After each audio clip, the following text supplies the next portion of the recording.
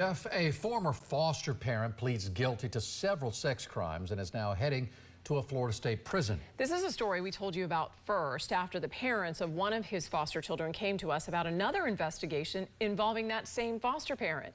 8 on Your Side investigator Walt Buteau is in the Tampa newsroom tonight with the new details. Walt. Jen and Keith, parents who lose custody of their kids expect the foster home to be safe, but the biological parents in this case claim the state placed their children with a foster parent who was under investigation.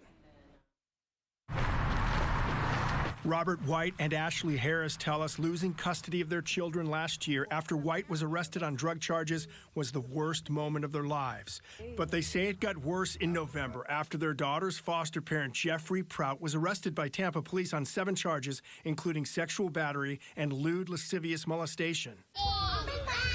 Their daughters were not the victims of the sex crimes, but White says they did live in Prout's home while the investigation was underway. They took them from us thinking they were doing some good when really they did worse for my children, and that traumatized them because they don't even like talking about it.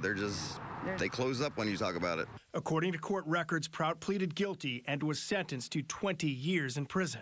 His attorney said he could not comment on the case. White and Harris turned to 8 on Your Side when Prout was cleared of an allegation made by one of their children about 2 weeks after he was charged with the sex crimes. According to this DCF report, their daughter told a child protective investigator, "Mr. Jeffrey hits me." The report says it was noted during her body assessment that the child has bruising to her buttocks, arms, and legs. While Prout was absolved of the claim he hit the child, DCF stated in its report there were no foster children in Prout's home when the investigation involving White and Harris's daughter was completed. White and Harris say they're finalizing the process to get their children back, but they're angry no one told them about the sex crime investigation while their daughters were living in Prout's home. You think that nothing like that could happen to you, then it happens, and it's an uneasy feeling.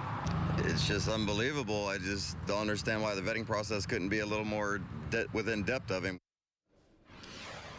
As part of his sentence, Prout will be required to register as a sex offender, and he will be on probation for 20 years after he is out of prison.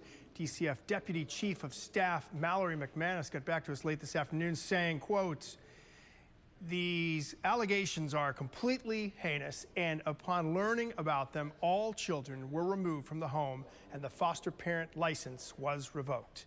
More details on the foster parent background checks on WFLA.com.